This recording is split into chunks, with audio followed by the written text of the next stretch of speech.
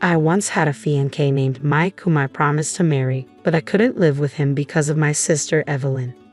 During that time, I was deeply distraught. However, I've since found new happiness. It's important for both my sister and my ex-fiancé to understand this.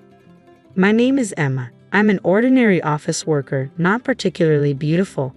Back then, I was engaged to Mike, a handsome man at a prominent company known for his looks. We were blissful, believing our happiness would endure. Yet reality dealt a harsh blow. I couldn't marry Mike because of Evelyn. My sister Evelyn has been passionate about fashion since childhood and remains so today. Her beauty has always attracted attention. She was popular with boys since junior high. She even modeled for a fashion magazine once, an experience that fueled her dream of becoming a model. After university, when I started working at a regular company, I was invited to dinner by a business associate, Mike. After several friendly outings, one day he confessed his feelings for me during dinner. I was taken aback by his sudden confession but also drawn to him. Thus, we began dating. A year into our relationship, Mike proposed, and I happily accepted. When Mike and I visited my parents to share the news, they were overjoyed. We discussed wedding plans, and I was thrilled.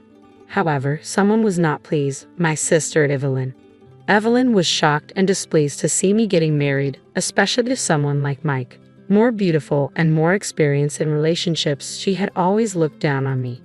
"I don't want my friends to know how uncool my sister is," Evelyn often said. To her, the uncle's sister she looked down on was about to marry an elite businessman from a major company. This seemed to amplify Evelyn's pride even more. However, I was oblivious to Evelyn's true feelings. Looking back, I should have noticed her attitude at the time. Suddenly, Evelyn asked Mike, "If you're going to be my brother-in-law, can we exchange contact information?" Mike and I saw no reason to refuse, so we agreed happily. There were days when I worked late on handover tasks, planning to quit my job. One day, while my parents were out of town on a trip, Evelyn took action, a plan she must have devised from the beginning. She called Mike over to her house. "Mike, my sister suddenly came home because she got sick. My parents are out on a trip, and I'm scared to be alone. Can you come over?" Evelyn lied, claiming I had returned early due to illness. Mike, just about to leave work, rushed over, unaware of Evelyn's intentions. I heard Emma was suddenly sick, so I rushed over. "Where's Emma?" Mike asked upon arriving. Of course, I wasn't there. Naturally, Mike assumed as much. "I'm sorry, Mike. I lied to you. My sister isn't actually sick, she's still at work," Evelyn confessed. Instead of getting angry, Mike asked calmly, "Why did you lie?" I just really needed to talk to you, Mike," Evelyn began to explain. When I finished work and returned home, I was taken aback to see Mike there, though I greeted him casually, not expecting anything. "Oh, you're here," I said carelessly. Little did I know, I was about to face the greatest despair and sadness of my life. "Emma, I'm sorry. I think we should break up," Mike said suddenly. His words were incomprehensible to me at first. "What? Are you kidding? Break up? What do you mean?" I asked in confusion, trying to grasp the situation. Just then, Evelyn appeared. "Emma, the truth is, I'm dating Evelyn. I'm sorry, but I fell in love with her more than with you," Mike confessed. Still bewildered and unable to believe it, I stood there as Evelyn spoke up. "I'm sorry, but Mike and I are planning to get married," Evelyn declared matter-of-factly. I couldn't comprehend what was happening. Evelyn continued, "You might not want to come to our wedding, but please at least come to the reception." I felt my world crumbling. My fiancé had chosen Evelyn over me, and suddenly, I wasn't wanted anymore. For a while, both my father and mother were deeply concerned. I spent days locked in my room, unable to face the world. Having already resigned from my job, I found myself with nothing to do. My colleagues from work messaged me about the wedding plans, and I simply informed them that we were planning a small family-only ceremony. Months later, I found myself in a new and unfamiliar place, ready to start afresh. I was determined to find happiness again, this time for certain. After isolating myself for a while following the breakup with Mike, a newfound determination stirred within me. "Why do I have to go through this? I'll forget about that man and start anew," I resolved. Things progressed swiftly from there. I discussed my plans with my parents, and with their support, I decided to move out and live independently. My new home was in a serene and green environment, offering tranquility that helped me heal. My parents didn't stand in my way. Instead, they supported me wholeheartedly during the move. As I settled in and took a breather from unpacking, my mother finally shared some news with me. A few days after you retreated to your room, Mike came. I listened to everything about what had transpired between you and Mike, and then she apologized at the end. I didn't understand why my parents were apologizing. Of course, what Mike did is unforgivable, I said firmly. His parents came to apologize too, even kneeling down to express their regret. But then they brought up Evelyn. We know you can't forgive her, but Evelyn is our precious daughter too, my parents explained. Both my father and mother had been deeply troubled by the events. It's only natural that they could not forgive someone like him after what he did to their daughter, my parents continued, trying to justify their stance. Despite my parents' stern words to Evelyn, it seemed she had gone to see Mike. Since then, Mike had been visiting our house every day at the same time, apologizing and pleading for acceptance of his marriage to Evelyn. Reluctantly, my parents had no choice but to relent to Mike's persistence. That's why they apologized to me for accepting their marriage, I concluded quietly. Honestly, I had stopped caring, but I understood my parents' conflicted feelings all too well. It's all over now, and that's okay. Besides, I'm going to meet someone even more wonderful from now on, I assured them, trying to stay positive despite the tears threatening to fall. My mother was in tears and my father looked remorseful, but he managed to smile in response. I said to my parents, when I have a child, I'll rely on both of you a lot. If anything happens, don't overdo it and contact us right away. My mother looked very worried. Once I settled into my new life and found some peace of mind, I started working at a certain restaurant. It was a small place with just a few employees, but it had a bright atmosphere that I really enjoyed. Everyone there was friendly. The manager, Noah, always seemed to be the target of teasing from the part-timers. It was amusing to watch and added to the peaceful vibe of the place. A few months into my job, a fateful event occurred that would impact my future. It happened after closing time when Noah offered me a ride home and confessed his feelings for me. I was torn. Noah is a genuinely good person and his kindness shines through. He's also popular among women due to his attractive personality and looks. However, I couldn't shake the fear of being abandoned again, haunted by past experiences.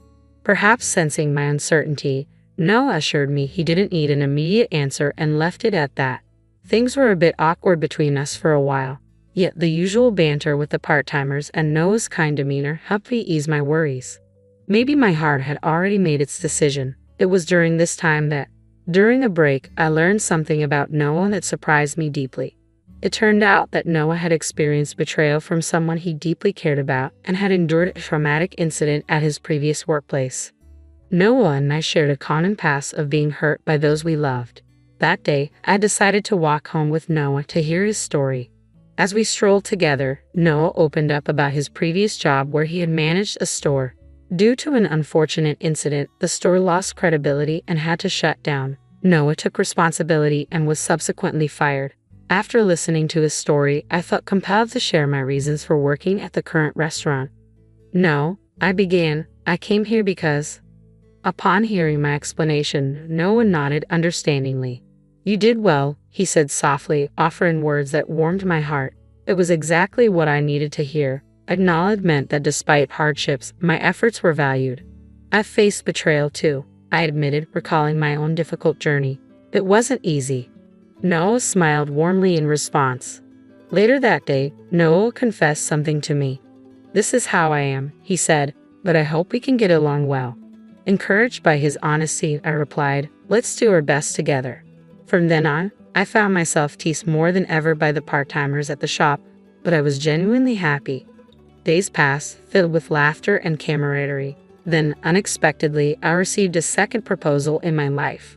Of course, I accepted Noah's proposal with a resolve to find happiness, believing in our future together. When I visited my parents for the first time in a while, they were overjoyed. I shared everything with them, and they expressed their happiness, urging Noah, please make our daughter happy. I will definitely make Emma happy, Noah replied confidently. We spent some time together, but then my father hesitantly mentioned, it seems Evelyn and Mike are planning a wedding ceremony. They might send an invitation, but you don't have to force yourself. But I was past caring about Evelyn and Mike. I was happy now, and I wanted to share that happiness. When I told my parents this, they said, "If you say so, Emma. No, we're counting on you if anything happens." A few days later, I received a wedding invitation from Evelyn. Of course, I decided to attend and replied that Noah and I would be coming together. Knowing Evelyn was planning her wedding, Noah and I had already registered our marriage. We felt it would ease the burden on our parents and relatives from having multiple wedding ceremonies. We promised ourselves a celebration once things settled down. On the day of Evelyn's wedding, Noah and I arrived together at the venue. It was a long-awaited reunion with Evelyn and Mike, but Mike appeared somewhat worn out. During the family introductions, I proudly introduced Noah to Mike, saying, "This is my husband, Noah. He is my pride and joy." Evelyn's surprised expression when I introduced Noah was quite memorable. As the event unfolded, I had a strong urge to ask Mike about what had transpired between him and Evelyn on the day my parents and I were absent. At first, Mike seemed hesitant to talk about it, but gradually he opened up. He recounted how Evelyn, aware of my illness that day, had seized the opportunity. She brought strong alcohol and offered it to Mike, who wasn't used to drinking. After just a couple of cups, he became intoxicated. Taking advantage of his state, Evelyn began to seduce him. Mike, impaired by alcohol and unable to think clearly, succumbed to the temptation. Evelyn is attractive with a good figure, Mike explained, and I was in no state to resist her advances, despite our engagement. He apologized repeatedly, looking remorseful and diminished in my eyes, yet I found myself strangely indifferent. Hearing the truth was enough for me at that moment. Meanwhile, Noah and Evelyn were engaged in their own conversation nearby. I was curious about their discussion, but with Evelyn's wedding ceremony approaching, I decided to inquire later. As we headed home afterward, I asked Noah again, "Didn't you seem a bit angry when you were talking to Evelyn?"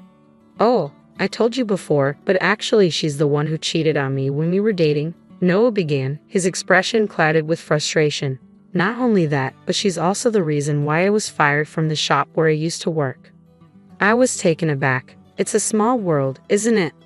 Learning that Evelyn was responsible for Noah's shop closure surprised me even more. Intrigued, I asked him for more details.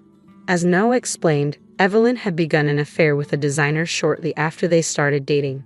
She believed it would benefit her modeling career to be associated with someone in the industry. Noah found out about it accidentally, I learned, and naturally, he confronted Evelyn. But instead of admitting fault, Evelyn lashed out at Noah, and they broke up. Fueled by anger, Evelyn retaliated by creating a fake photo of contaminated food supposedly from Noah's restaurant and posted it on social media. With her substantial following as an amateur model, the photo quickly went viral. The negative publicity led to a drop in sales, Noah continued, and ultimately the shop had to close. I was blamed and fired. Noah's bitterness was palpable, but without knowing the true culprit, he had nowhere to direct his anger. It wasn't until a friend invited me for a drink, Noah recounted, that I learned about a conversation linking Evelyn to the demise of a restaurant due to false social media claims. Realizing Evelyn's betrayal and role in his downfall, Noah felt powerless. He decided to start anew in a different place, where fate eventually brought us together. I apologized to Noah, deeply troubled by my sister's actions that had upended his life. "I'm sorry for what my sister did," I said, unsure of how he would react. "I didn't know what to do. I thought you might hate me." "No, Emma," Noah reassured me kindly. "It's in the past. It's not your fault." His forgiveness lifted a weight off my shoulders, and together we resolved to pursue happiness once more.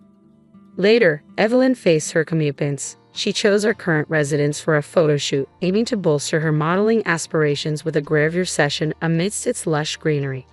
Little did she know, the restaurant she selected for a meal during this visit was Noah's former establishment. Although I had already left Noah's employ by then, I heard about what transpired later. Upon recognizing each other, Noah firmly denied Evelyn entry into his restaurant. "I can't allow you in," Noah stated firmly to Evelyn and the photo shoot staff, citing her past actions and the repercussions he had endured.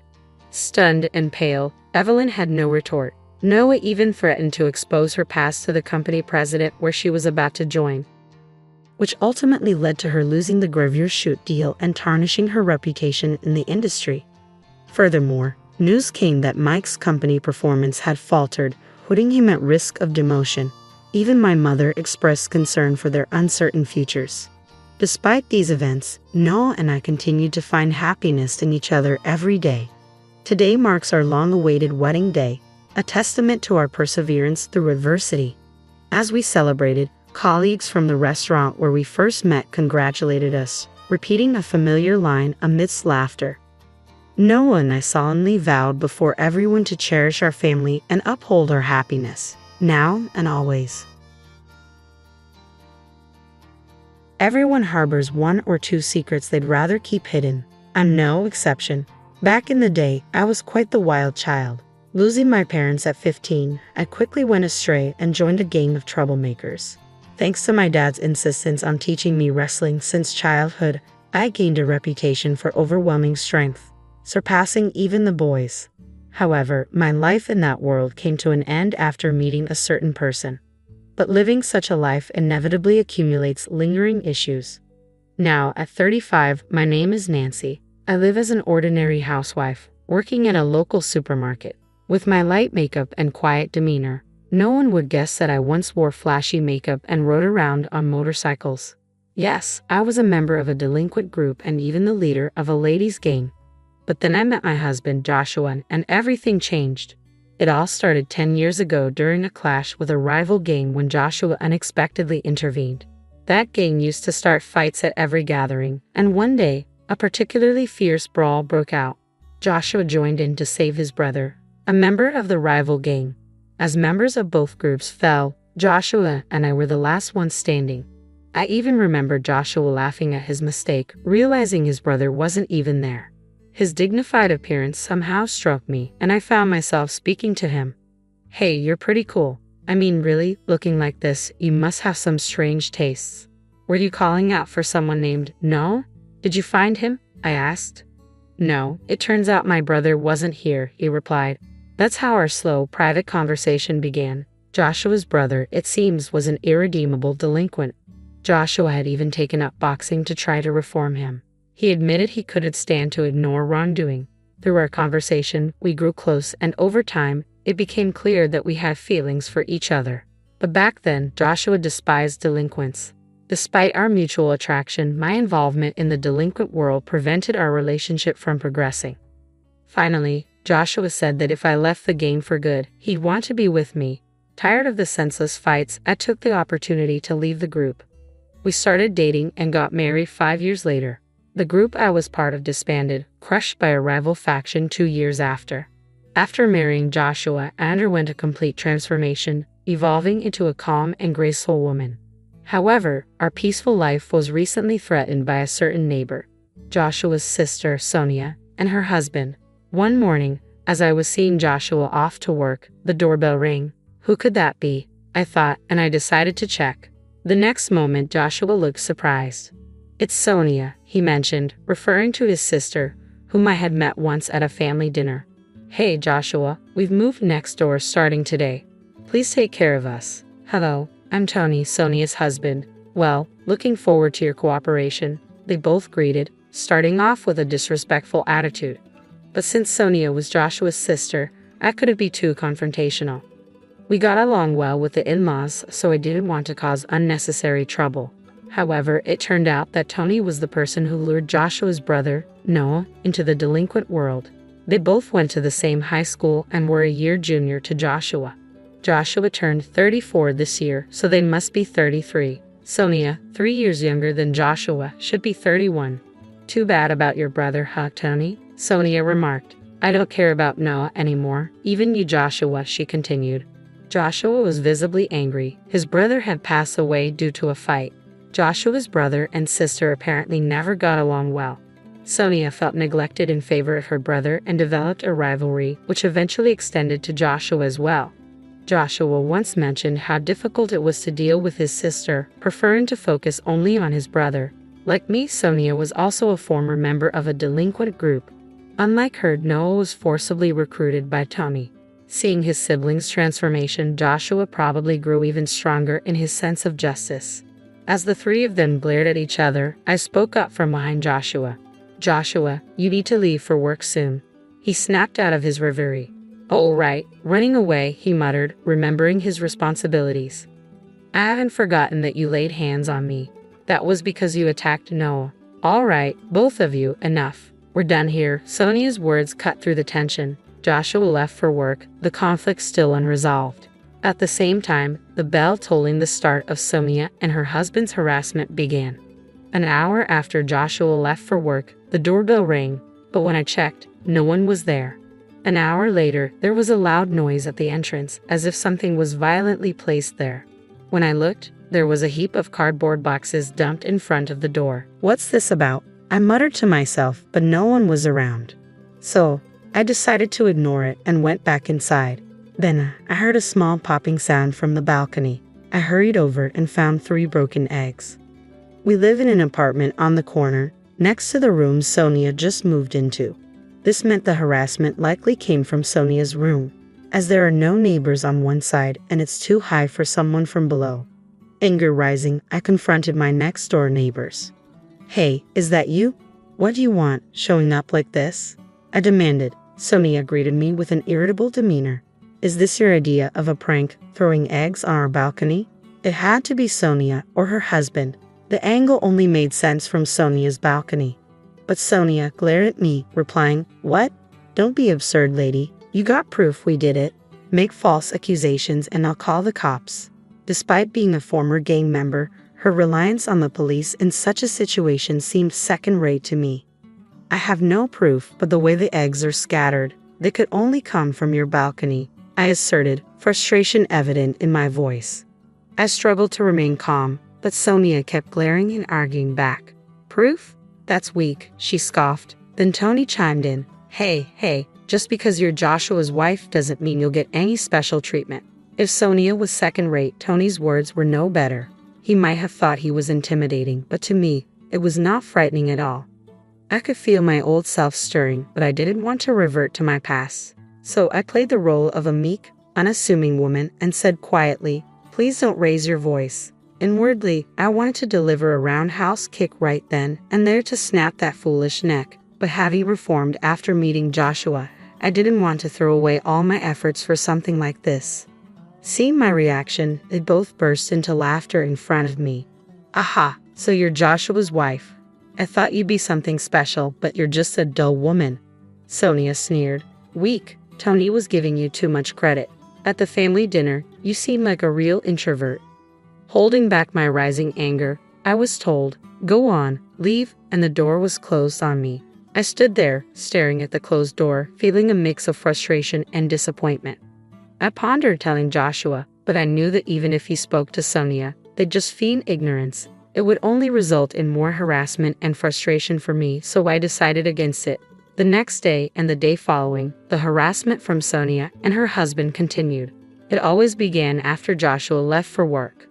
"Who dumped this garbage at our doorstep? It must be those two," I muttered to myself as I prepared to leave for work at the supermarket. The door got stuck halfway, blocked by a bag of garbage. I reluctantly took it to the disposal area and then headed to work. 5 hours later, I returned home to find something unbelievable. There was a cardboard box in front of the door, arranged like a table. On either side of the box, lit candles were placed, and in the center, a vase with flowers was set on the door. Above, a photo of me, taken who knows when, was stuck. They were mocking me as if I was deceased. Furious, I was about to kick the cardboard away when Joshua called from behind. Startled, I turned around to find Joshua, who had come home from work. "You're an hour early," I exclaimed. "I got off work early today. What's all this?" Joshua was also surprised at the sight in front of the door. We quickly cleaned up the cardboard and candles from the shared hallway and went inside. There, I told Joshua everything that had happened. "It's likely Sonia and her husband, but we don't have any proof. So even if we confront them, they'll just deny it," I explained. After a moment of thought, Joshua had an idea. "Let's buy cameras, one for the balcony and one for the entrance, especially hidden well at the entrance," he suggested. I agreed with Joshua's suggestion. There was a limit to how much more we could endure. We immediately purchased cameras online and had them delivered to Joshua's workplace to avoid suspicion. For now, we'll just have to endure until the cameras arrive. Then we can retaliate with evidence. Understood, Joshua said firmly. So, I bore the harassment from Sonia's house for the next couple of days. For most people, endurance means being unable to fight back due to lack of strength or fear. But for me, it was different. I was holding back the urge to retaliate in a world where using force was permissible. I would have already intervened with those two if I could, but not being able to act on it was incredibly frustrating. 3 days later, Joshua came home with the cameras. Any trouble since? He asked. The usual. Today they even threw a fish head onto the balcony. I replied, let's set up the cameras right away. Put one behind the air conditioning unit on the balcony, aiming at Sonia's balcony. We'll hide another near the fire extinguisher by the entrance. The day after installing the cameras, Sonia's antics started again as Joshua left for work. I monitored everything through a recording app. Sure enough, the two of them began their antics. I silently observed and left for work when it was time. 2 hours into my shift at the supermarket, Sonia lined up at my register. Well, if it isn't my sister-in-law, she said with a tone that made it clear she knew it was me, her demeanor dripping with condescension. I silently scanned the items as Sonia continued. Aren't you a bit cold for a cashier? Shouldn't you be more hospitable? Come on, give me a discount on this.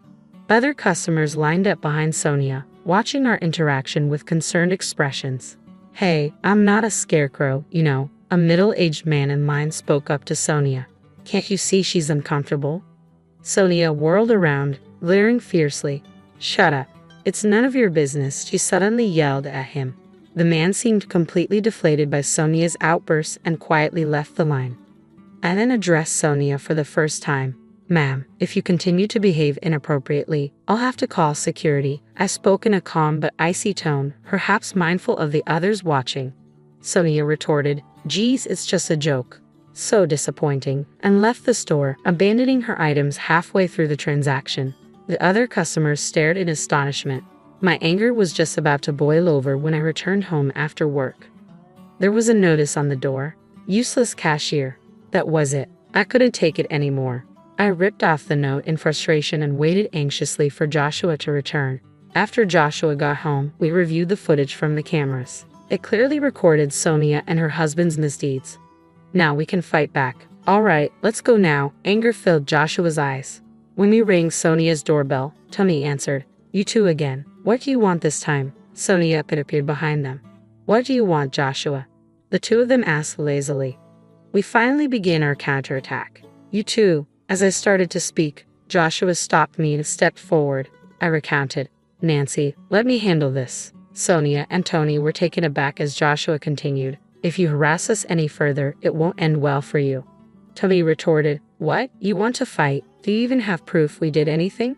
Before Tony could finish, Joshua started playing the video saved in the recording app. This is video capturing your wrongdoings. We had to install cameras because your harassment was too much. This silenced the usually talkative pair. Sonia, showing a hint of panic, turned to Tony. Tony, frowning deeply, glared back at us. Damn it, you got us this time. The trouble started from your end, remember? I said with a serious face. Tony retorted, so we settle this with force, huh? Wait there, Joshua. I'm calling someone. Call whoever you want. We'll be ready. Joshua stood firm, undeterred as the situation escalated.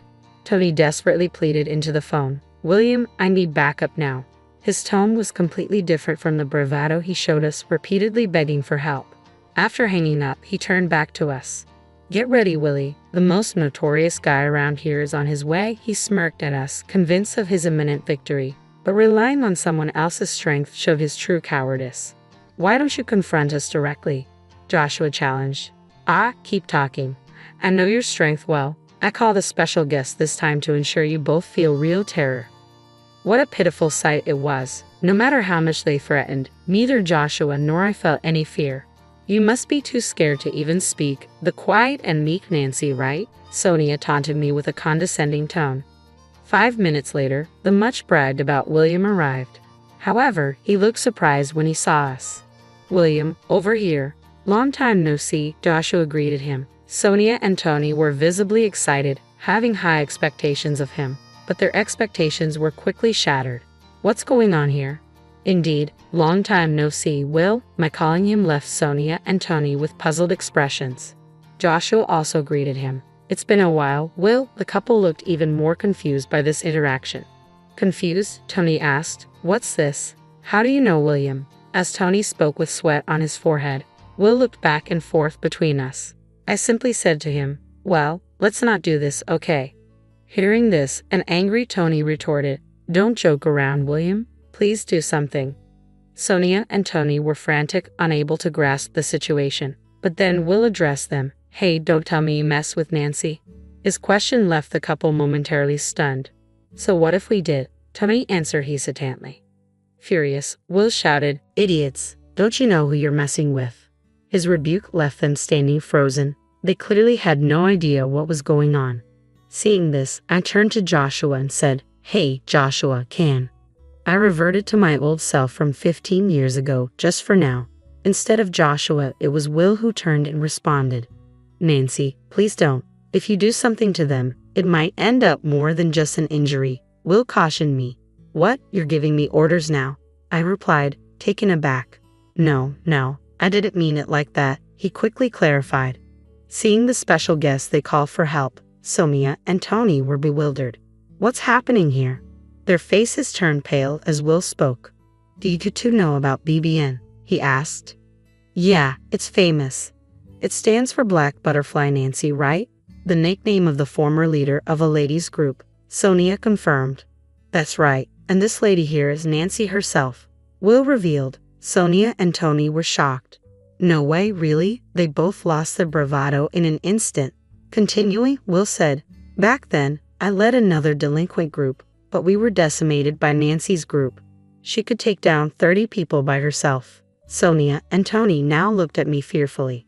It made sense. They had been harassing someone who they thought was inferior, only to find out she was the leader of a ladies' group they themselves had once belonged to.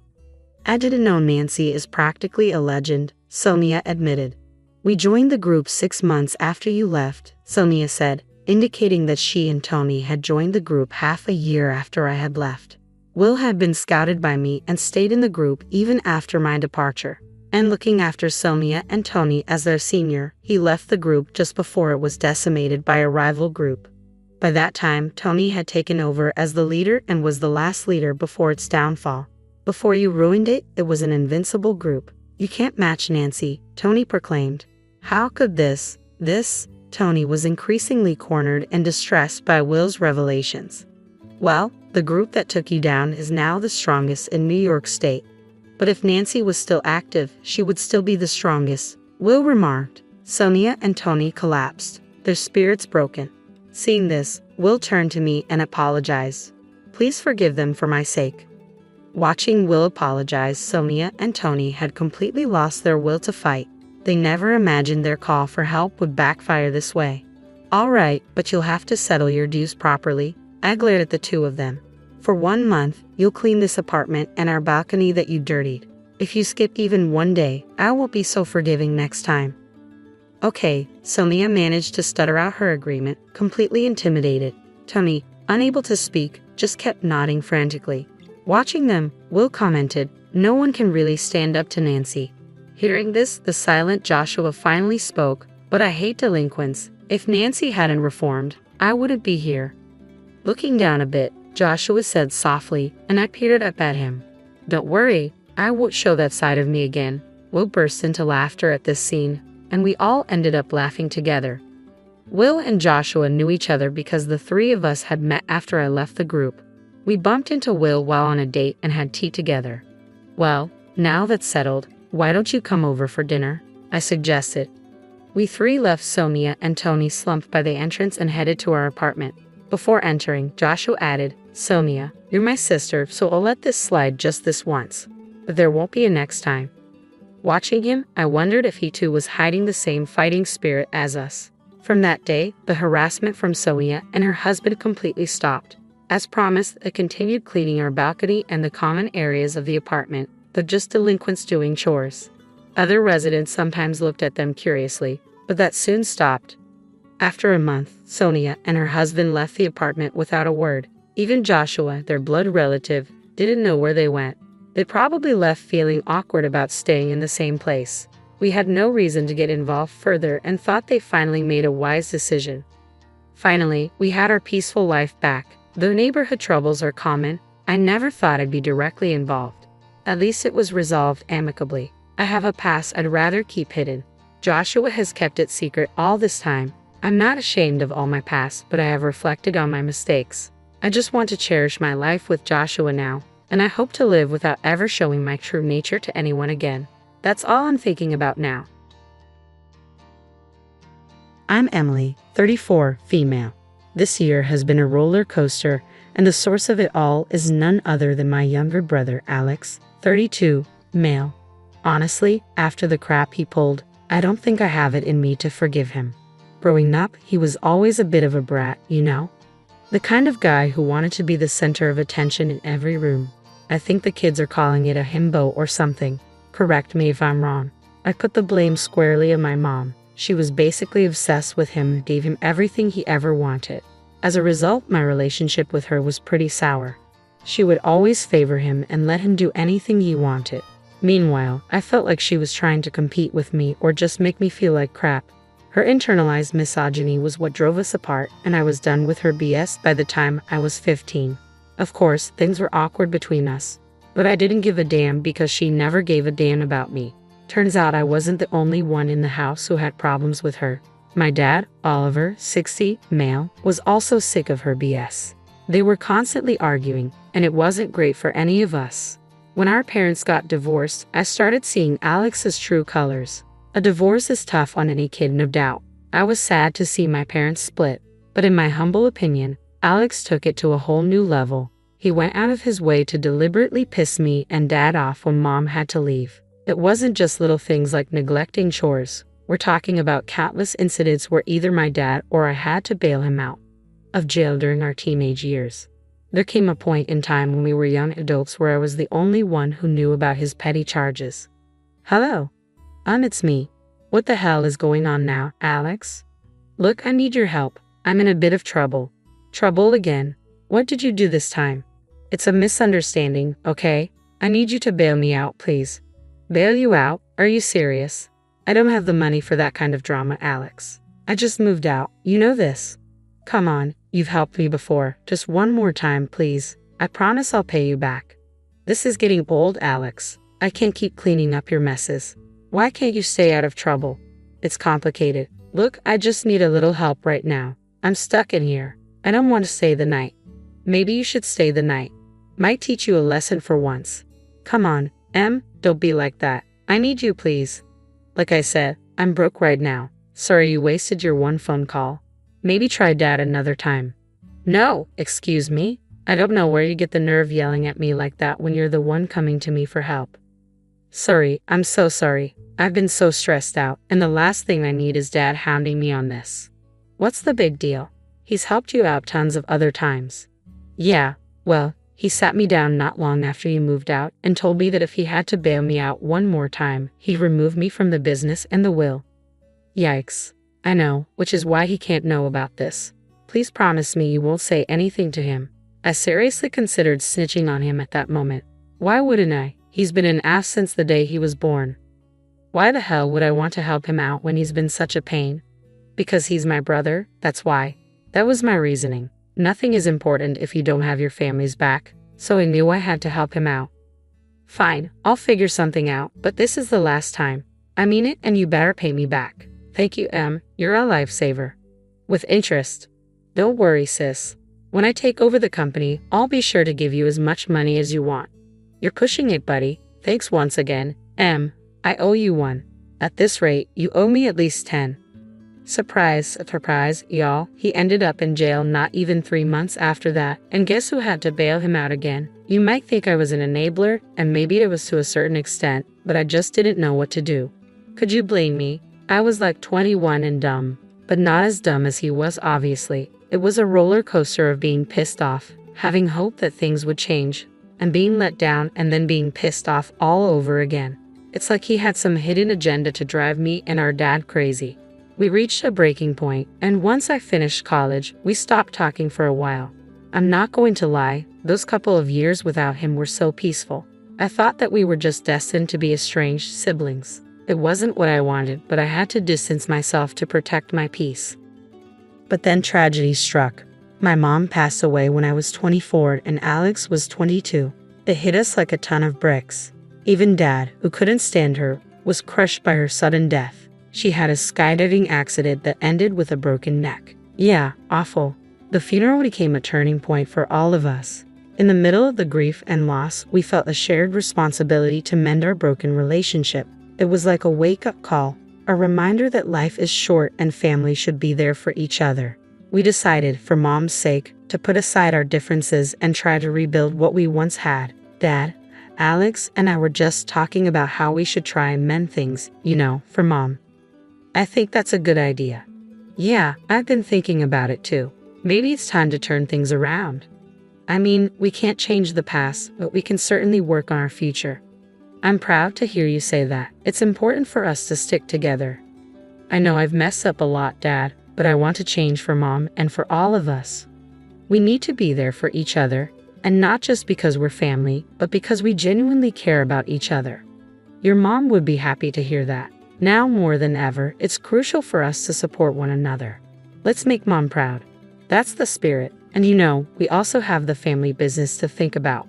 We need to work together to make it successful.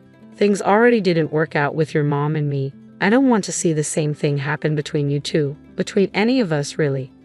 Right, business is important. We should put our differences aside for the sake of its success. I think this is a fresh start for all of us so we can make this work. I don't know if it was the euphoria from all the grieving that made us all want to sing Kumbaya together, but whatever it was wore off almost immediately. However, I soon discovered that old habits die hard.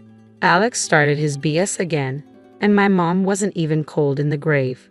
He was a loser and a nobody, always being a creep and committing petty crimes and ending up in a jail cell. It was exhausting. It seemed like he forgot the heart-to-heart we had just a couple of months ago. It wasn't long before he pulled a stunt that cut deeper than anything before. This year, he did something that shattered the fragile peace we tried to establish. It's a betrayal I'm not sure I can forgive. You see, even though Alex was back on his BS, I was determined not to see him slip and fall this time. As an older sister, I felt like it was my duty to at least try. Even if he wasn't holding up his end of the bargain of trying to have a better relationship, I would plan for us to go to dinner or brunch. We'd go rock climbing and also play golf. You name it, we did it all for the sake of getting closer and closer.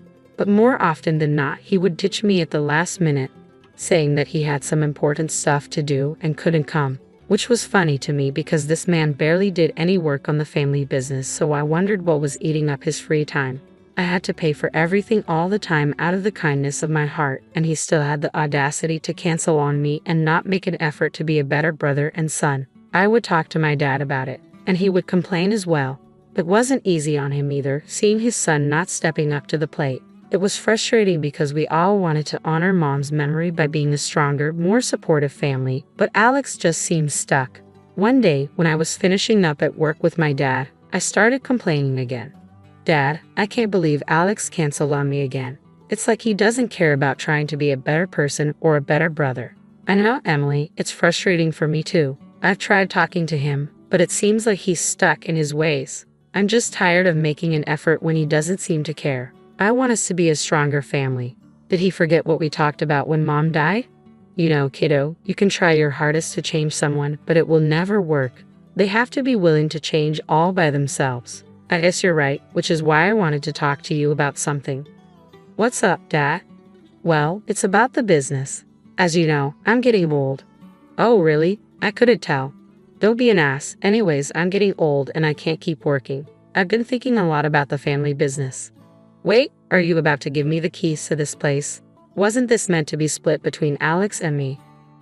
I want to see it in good hands, Emily. I've seen your dedication and hard work. You've got the skills, and I believe you could take it to new heights. Dad, I appreciate the vote of confidence, but what about Alex? Shouldn't he be a part of this too? I mean, I know he's a screw-up, but Emily, I've given Alex many chances. It's clear he's not interested in stepping up. I need someone I can trust to lead the business into the future. Dad, I'm honored, but this is a lot. I never expected this. You've earned it, Emily. Your commitment to the family, your responsibility, it hasn't gone unnoticed. I want you to take the reins. It's just, it feels like Alex is being left out. Emily, I love both of you, but I need to be realistic. I can't force him to change. I can only hope he finds his way. This way at least the business is secure, and you can continue our family legacy. It sounds awful to say as a parent, but I've done the best I can with that boy, and he's a grown man now. So he can make his own decisions and I can make mine. That's why I want you to be the sole inheritor of this place. I understand, Dad. It's really tough seeing him like this. Even tougher trying to deal with the crap you're telling me. I just hope he won't take the news too hard. I do too, sweetheart, but right now we need to focus on what we can control, and that's making sure the business thrives. I know you can do it.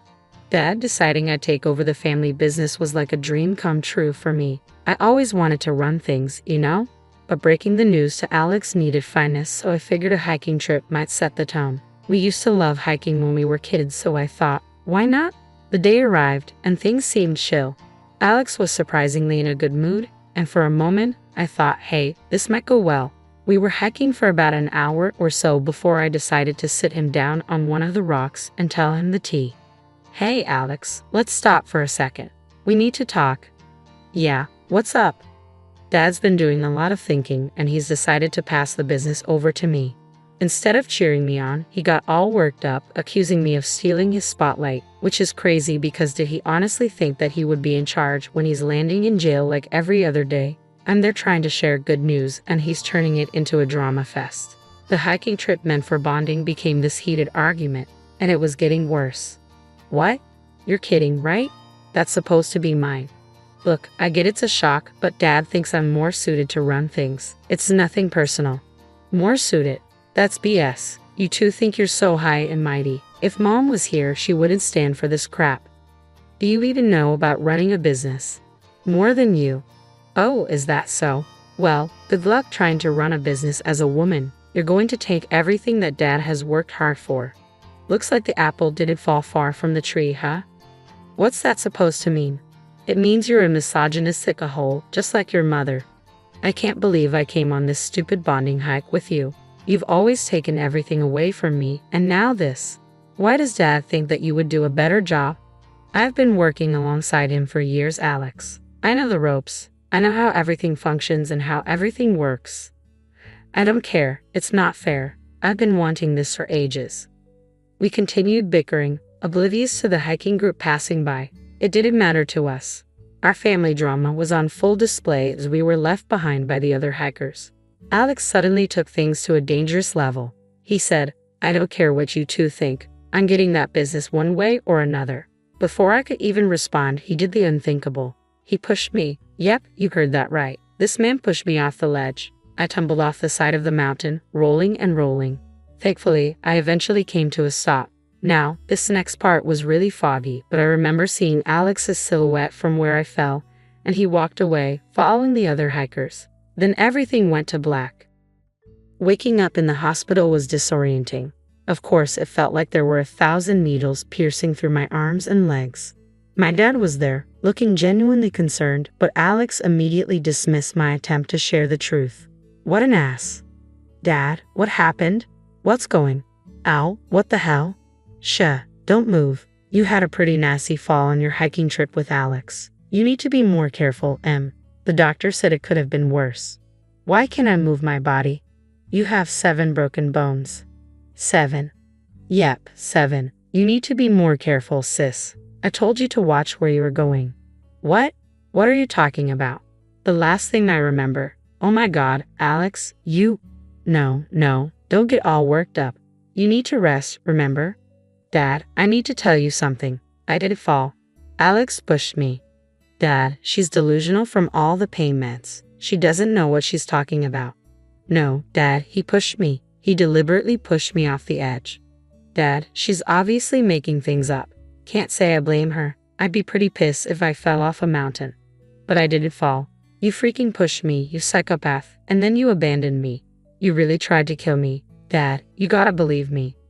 Dad, I didn't want to say this considering, but I figure now's as good a time as any. She's obviously accident-prone, and the business needs a capable owner, not someone who's always getting injured. What? I mean, who knows? She might have some irreparable brain damage. That's why she sounds so cuckoo bananas. After Alex finished lying, I was pissed off. Before I could call him out anymore, he said he had to skedaddle because he had some important business to attend to. Yeah, like we hadn't heard that one before. He probably went off to commit more crimes. Dad had to discharge me from the hospital and we headed home in a strange silence. The plan was for me to live with him until I recovered, and our childhood home was accommodating for my current state, thanks to the wheelchair accessibility installed for our late Graham. Things between my dad and me were a bit awkward, and I didn't think to start telling him that Alex was lying in case he actually believed what his idiot son said. Alex, in typical fashion, had vanished for 3 whole days with no contact, leaving me to wonder if he had just an ounce of guilt for what he did. Like I said, 3 days had passed and I was chilling with my dad when he finally decided to grace us with his presence. He strutted in as if he owned the place, convinced that the business was now his for the taking. But the tables were about to turn. My dad, with a heavy heart, dropped a bombshell that left Alex in shock. Oliver stood firm as Alex swaggered into the house, misplaced confidence written all over his face. His eyes darted between me and Dad, expecting to find the triumphant atmosphere he had envisioned. Well, look who's back. I hope you're ready to hand over what's rightfully mine, Emily. Rightfully yours? You pushed me off a cliff, Alex. You're lucky Dad isn't pressing charges. When are you going to stop with the lies, Emily? Alex, I've heard enough. You're not taking over and you're not welcome here anymore. I loved seeing Alex's jaw hit the floor when he realized his plans had blown up. His hopes of taking charge crumbled, and he learned he couldn't dodge the consequences of his actions. Dad told Alex he couldn't trust him anymore and that the business was mine. Dad said he believed what I was saying. Finally, it felt so good knowing that my dad took my side. Dad, are you serious? I am dead serious. You tried to kill your sister, Alex. Your actions are inexcusable, and I won't tolerate them. You need to leave now. You're choosing her over me, Dad.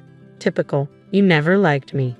I'm choosing the truth over lies. You're my son. I've always loved you. But you forget Emily's my kid too, and she deserves justice for what you did to her. Justice. She fell. It was an accident.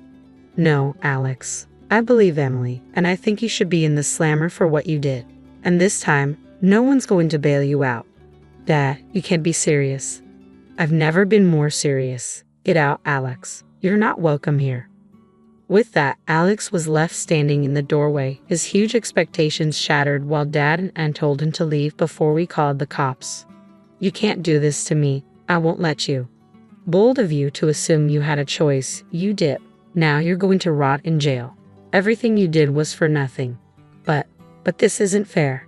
You did this to yourself, Alex. Emily's building the case against you, and I'm disgusted by your actions. I'm just glad your mother isn't around to see how much of a failure you've become. You're a disc. Alex, I hate to say it, but I never want to see you again, and I'm sure your sister feels the same way. Please, Dad, Emily. Wait, I messed up, but I can change. Don't do this to me, please. It's too late for that, Alex. You made your bed. Now lie in it. The days that followed were all over the place. After getting kicked out, Alex just vanished, and Dad and I were so angry and depressed from the whole thing. It was pretty shocking that my own brother would try to kill me or, at the very least, cause some serious harm like that. When Alex went MIA for those 3 days, I finally broke down in front of my dad. I begged him to believe me, and what he told me shocked me.